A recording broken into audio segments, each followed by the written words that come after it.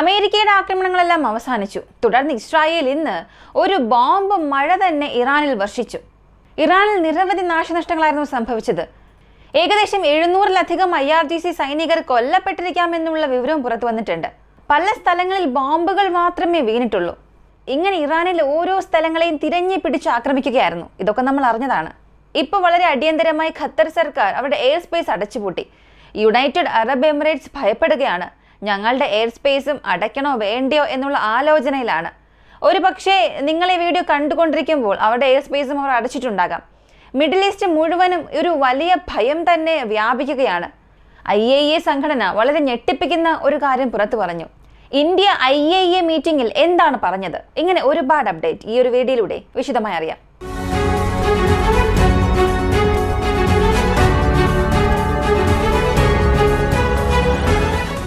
America ഖത്തറിൽ താമസിക്കുന്ന അമേരിക്കക്കാർ ആരെങ്കിലും ഉണ്ടെങ്കിൽ ഉടൻ തന്നെ ഷട്ടറിലേക്ക് പോവുക. അമേരിക്കയുടെ എംബസി എല്ലാം ക്ലോസ് ചെയ്ത് ഷട്ടറിലേക്ക് പോവുക എന്നുള്ള വളരെ അടിയന്തരമായ ഒരു പ്രഖ്യാപനം നടത്തി. ഖത്തറിൽ മാത്രമാണോ ഇങ്ങനെ? അമേരിക്ക മാത്രമാണോ പറഞ്ഞതെന്ന് ചോദിച്ചാൽ ഇല്ല. UK ഒരു മുന്നറിയിപ്പ് നൽകുകയാണ്. നിങ്ങളും ഷെൽട്ടറിലേക്ക് പോവുക. കഴിയുന്നത്ര ആരും പുറത്തേക്ക് ഇറങ്ങരുത്. ബഹ്റൈൻ ഇന്നലെ പോലും പറഞ്ഞിരുന്നു ആരും പുറത്തേക്ക് വരരുത് എന്ന്. അപ്പോൾ അമേരിക്ക പെട്ടെന്ന് ഇങ്ങനെ പറഞ്ഞ ഉടനെ അടുത്ത ഖത്തർ ഗവൺമെന്റ് ചെയ്തത് അവരുടെ എയർ സ്പേസ് പൂർണ്ണമായും ക്ലോസ് ചെയ്യുന്നു. വിമാനങ്ങൾ പറക്കാൻ പാടില്ല, ഞങ്ങളുടെ എയർ സ്പേസ് ഞങ്ങൾ ക്ലോസ് ചെയ്യുകയാണ്, താൽക്കാലികമായി അടയ്ക്കുകയാണ് എന്നും പറഞ്ഞു. ഖത്തർ അടിയന്തരമായി അവരുടെ വ്യോമാതിർത്തിയും അവരുടെ ആളുകളെയും സംരക്ഷിക്കുന്നതിന് എന്തിന് ഇത്രയേറെ ഉത്കണ്ഠപ്പെടുന്നുവെന്ന് ചോദിച്ചാൽ, മിഡിൽ ഈസ്റ്റിലെ one of the biggest airbase അമേരിക്കയുടെ ഒരു എയർബേസ് ഖത്തറിലാണുള്ളത്. അത്തരമൊരു ബേസിനെതിരെ ഒരു പക്ഷേ ഇറാൻ വലിയൊരു ആക്രമണം നടത്തിയേക്കാം. ഇറാൻ എങ്ങനെ ആക്രമണം നടത്തും? അടുത്തല്ലേ ഉള്ളത്. അപ്പോൾ പിന്നെ ഡ്രോൺ ആക്രമണം നടത്താൻ സാധിക്കും. മിസൈൽസ് വഴി, ഷോർട്ട് റേഞ്ച് മിസൈൽസിലൂടെയും ആക്രമണം നടത്താൻ സാധിക്കും. മീഡിയം റേഞ്ച് മിസൈൽസ് വഴിയും ആക്രമണം നടത്താൻ സാധിക്കും. ഇങ്ങനെ ഖത്തറിൽ ഒരു വലിയ പ്രശ്നം ഇറാനെ കൊണ്ട് ഒരു പക്ഷെ നൽകാനും സാധിക്കും.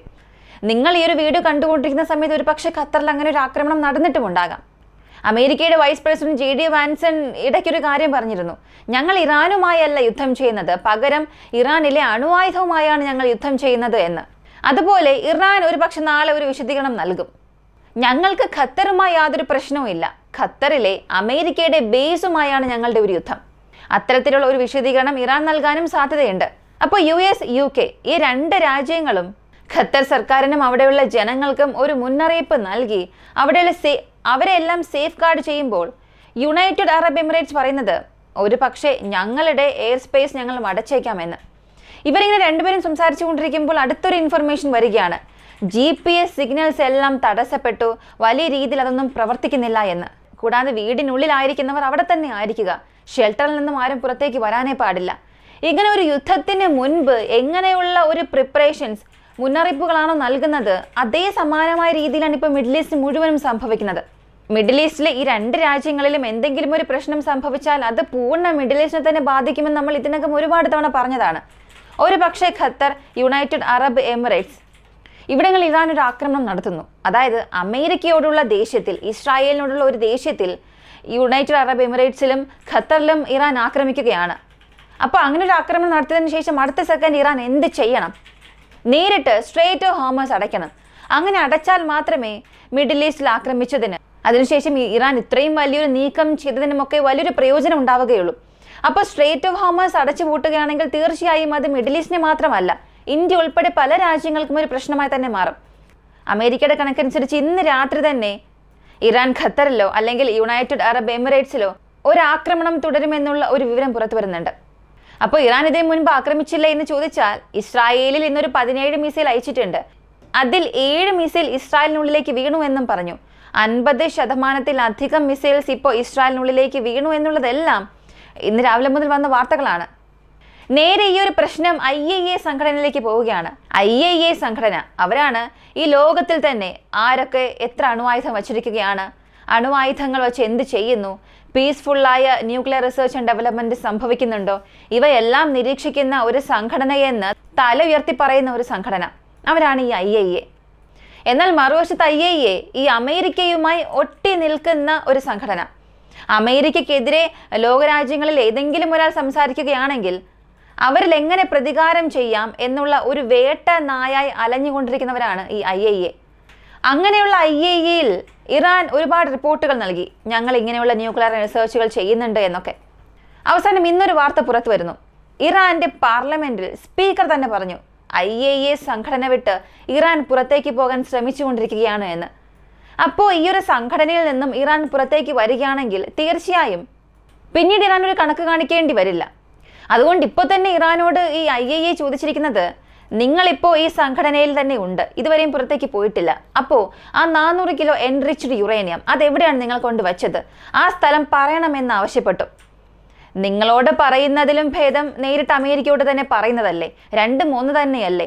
നിങ്ങളോട് പറഞ്ഞാൽ നിങ്ങൾ അമേരിക്കയോട് പറയും, അമേരിക്ക അല്ലെങ്കിൽ ഇസ്രായേൽ രണ്ടുപേരും ചേർന്ന് അവിടെ ഒരു ആക്രമണം നടത്തും. അതുകൊണ്ട് ഇപ്പോഴത്തേക്ക് ഈ എൻറിച്ച്ഡ് യുറേനിയം എവിടെയാണെന്നുള്ളത് ഞങ്ങളെ കൊണ്ട് പറയാൻ സാധിക്കില്ല എന്ന് ഇറാൻ IAEA സംഘടനയോട് നേരിട്ട് തന്നെ പറഞ്ഞു. അപ്പോൾ ഈ സംഘടന പല രീതിയിലും തിരയുന്നുണ്ട്. ഇറാനോട് ഭീഷണിപ്പെടുത്തി അല്ലെങ്കിൽ അവരോട് അഭ്യർത്ഥിച്ച് പല രീതിയിൽ ചോദിച്ചു നോക്കി. ആ എൻറിച്ച്ഡ് യുറേനിയം അവരെ കൊണ്ട് കണ്ടെത്താനേ സാധിക്കുന്നില്ല. കാരണം ഒരു 10 അണുബോംബുകൾ ഇത് വെച്ച് ഇവരെ കൊണ്ട് നിർമ്മിക്കാൻ സാധിക്കും. അപ്പോൾ ഈ അണുവായുധം നിർമ്മിക്കുന്നത് അവസാനിപ്പിക്കണമെന്നുണ്ടെങ്കിൽ എൻറിച്ച്ഡ് യുറേനിയം എവിടെയാണെന്നുള്ളത് കണ്ടെത്തണം.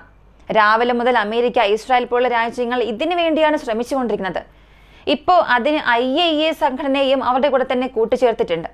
അടുത്തത് IAEA സംഘടനയുടെ ഒരു യോഗം സംഭവിച്ചു. അതിൽ ഇന്ത്യ പറഞ്ഞത്, നമ്മൾ ലോകരാജ്യങ്ങളിൽ ഇപ്പോൾ നടക്കുന്ന പ്രശ്നമെന്നത്, ഇപ്പോൾ ഈ ലോകരാജ്യങ്ങളിൽ നടക്കുന്ന പ്രശ്നം കാണുമ്പോൾ ഒരു അല്പം ഭയം തോന്നുകയാണ്. അതേസമയം ഇറാന്റെ ന്യൂക്ലിയർ ഫെസിലിറ്റിയിൽ അമേരിക്ക ആക്രമിച്ചത് കൊണ്ട് അവിടെയുള്ള ജനങ്ങൾ, പരിസ്ഥിതി എന്തെങ്കിലും പ്രശ്നം വരുമോ എന്നുള്ളതൊന്നും അറിയില്ല. ഇവയെല്ലാം ഞങ്ങൾ കഠിനമായി വിമർശിക്കുകയാണ്. സത്യത്തിൽ 2 രാജ്യങ്ങൾ തമ്മിൽ യുദ്ധം ചെയ്യേണ്ട ഒരു വർഷമല്ല ഇത്. നമ്മൾ സമാധാനമായി പോകാമെന്ന് അമേരിക്കയുടെ IAEA സംഘടനയ്ക്കെതിരെ ഇന്ത്യ ഒരു അഭിപ്രായം പറഞ്ഞു. അപ്പോൾ ഇന്ത്യയുടെ അഭിപ്രായം ശരിക്കും അഭിനന്ദനീയമാണ്. ഇരുവശത്തും ഇല്ലാതെ അവിടെ എന്ത് പ്രശ്നം സംഭവിക്കുന്നു എന്നുള്ളത് റൂട്ടിൽ നിന്നും നോക്കുകയും ടോപ്പ് വരെ മനസ്സിലാക്കി അതിൻ്റെ വിശദീകരണം നൽകിയിട്ടുണ്ട്. അടുത്തത് യുണൈറ്റഡ് അറബ് എമിറേറ്റ്സിലേക്ക് പല വിമാന കമ്പനികളും അവരുടെ ഫ്ലൈറ്റ് സർവീസ് അവസാനിപ്പിക്കുന്നു എന്നുള്ള വിവരം പുറത്തു വന്നു. ആദ്യത്തെ രാജ്യമായി തുർക്കി തന്നെ പറഞ്ഞു തങ്ങളുടെ വിമാന സർവീസുകൾ യുണൈറ്റഡ് അറബ് എമിറേറ്റ്സിലേക്ക് നിർത്തിവെച്ചിട്ടുണ്ട് എന്ന്. അപ്പോൾ ഈ യുണൈറ്റഡ് അറബ് എമിറേറ്റ്സ് പോലെ തന്നെ ഖത്തറിലും സമാനമായ നിരവധി വിമാന സർവീസുകളെല്ലാം നിർത്തിവെച്ചു. ഇതും ശ്രദ്ധേയമാണ്. അടുത്തത്, അമേരിക്കയുടെ കോൺഗ്രസ് സഭ അംഗങ്ങൾ ആരും വാട്സപ്പ് ഉപയോഗിക്കാൻ പാടില്ല. മെസ്സേജ് അല്ലാതെ മറ്റേതെങ്കിലും ആപ്ലിക്കേഷൻസ് ഉപയോഗിക്കുക. വാട്സപ്പ് കാരണം ഒരുപാട് പ്രശ്നങ്ങൾ വരുന്നു എന്നുള്ളൊരു അറിയിപ്പ് കൊടുത്തിട്ടുണ്ട്. ഒരുപാട് അമേരിക്കൻ പേഴ്സൺസ് വാട്സപ്പ് ഉപയോഗിക്കുന്നുണ്ട്. അങ്ങനെ ഉപയോഗിക്കും തോറും നമ്മുടെ ഡാറ്റയെല്ലാം വിദേശ രാജ്യങ്ങളിൽ ഏതോ ഒരു വ്യക്തിക്ക് ലഭിക്കുകയാണ്. അതുകൊണ്ട് അതൊന്ന് ശ്രദ്ധിക്കണമെന്ന് ആവശ്യപ്പെട്ടിട്ടുണ്ട്. അതിനാൽ വാട്സപ്പ് ഒന്നും കൂടുതൽ ഉപയോഗിക്കാൻ പാടില്ല. പ്രധാനമായും സർക്കാർ ജീവനക്കാർ. ഈ യുദ്ധത്തെക്കുറിച്ചൊക്കെ സംസാരിക്കുമ്പോൾ ആരും വാട്സപ്പുള്ള ഫോൺ പോലും കൊണ്ടുവരണ്ട എന്നുള്ള വിവരം നൽകിയിട്ടുണ്ട്. ഇപ്പോൾ വളരെ പ്രധാനപ്പെട്ട മറ്റൊരു വാർത്ത, പുടിനെതിരെ, റഷ്യക്കെതിരെ ഡൊണാൾഡ് ട്രംപ് ഒരു അഭിപ്രായം പറഞ്ഞു. ഇത് വളരെ വളരെ വിവാദങ്ങൾക്ക് കാരണമായി. Did I hear former president Medvedev, ഇദ്ദേഹമായിരുന്നു റഷ്യയുടെ former president. From Russia casually throwing around the N word nuclear. പല രാജ്യങ്ങൾ ഇറാന് ന്യൂക്ലിയർ വെപ്പൺസ് നൽകാൻ തയ്യാറാണ് എന്നൊരു വാക്ക് നിങ്ങൾ പറഞ്ഞല്ലോ. അപ്പോൾ ഈ എൻ വേർഡ് ഇത് വളരെ കാഷ്വലായി നിങ്ങൾ ഉപയോഗിക്കുന്നുണ്ട്. And saying that he and other countries would supply nuclear warheads to Iran. Did he really say that or is it just a figment of my imagination? സത്യത്തിൽ അദ്ദേഹം ഇത് പറഞ്ഞതാണോ അല്ലെങ്കിൽ ഇതെൻ്റെ ഇമാജിനേഷൻ ആണോ? If he did say that and if confirmed please let me know immediately. ഒരുപക്ഷെ അദ്ദേഹം യഥാർത്ഥത്തിൽ അങ്ങനെ പറഞ്ഞതാണെങ്കിൽ പെട്ടെന്ന് തന്നെ എന്നെ അറിയിക്കണം. The N word should not be treated so casually. ഈ എൻ വേർഡ് അത്രത്തോളം കാഷ്വലായി പറഞ്ഞു പോകാൻ സാധിക്കില്ല. അണുവായുധം ഞങ്ങൾ കൊടുക്കും അല്ലെങ്കിൽ ഞങ്ങൾ അണുവായുധം വീശുമെന്നൊക്കെ വളരെ എളുപ്പത്തിൽ പറഞ്ഞു പോകാൻ സാധിക്കില്ല. If anyone thinks our hardware was great over the weekend, far and away the strongest and the best equipments we have, 20 years advanced over the pack, is our nuclear submarines. They are the most powerful and lethal weapons ever built and just launched the 30 Tomahawks. All 30 hit their mark perfectly. So in addition to our greatest fighter pilots, thank you to the captain and crew. അദ്ദേഹം പറയുന്നത് ഞങ്ങളുടെ പക്കലുള്ള advanced ആയിട്ടുള്ള technologies അതൊന്നും അഡ്വാൻസ്ഡേ അല്ല, നിങ്ങളുടെ രാജ്യത്തിൻ്റെതാണ് advanced എന്നാണ് നിങ്ങൾ പറയുന്നതെങ്കിൽ വരൂ നമുക്ക് യുദ്ധം ചെയ്ത് നോക്കാം. അടുത്ത അദ്ദേഹം പറഞ്ഞത് 20 വർഷത്തിൽ ഞങ്ങൾ ഞങ്ങളുടെ അഡ്വാൻസ്ഡ് ടെക്നോളജീസ് എല്ലാം വീണ്ടും അപ്ഗ്രേഡ് ചെയ്യും. ഞങ്ങളുടെ രാജ്യത്ത് നിന്നാണ് 30 ടോംഹോക്സ് ഇറാനെതിരെ അയച്ചത്. അവയെല്ലാം ഏത് സ്ഥലത്ത് ചെന്ന് ആക്രമിക്കണമെന്നാണോ ഞങ്ങൾ പറഞ്ഞത് അവിടെ തന്നെ ആക്രമിച്ചു. ഇതിലും വലിയൊരു സൈന്യം മറ്റെവിടെയാണുള്ളത്? അതുകൊണ്ട് ആയുധമെന്ന ഭീഷണി കാണിച്ച് ഞങ്ങളെ തളർത്താം എന്ന് അമേരിക്കയോ ഇസ്രായേലിനോ തളർത്താമെന്ന് ആരെങ്കിലും ചിന്തിച്ചാൽ അതിനും ഒരു തിരിച്ചടി നൽകുമെന്നുള്ള ഒരു വിവരം നൽകി.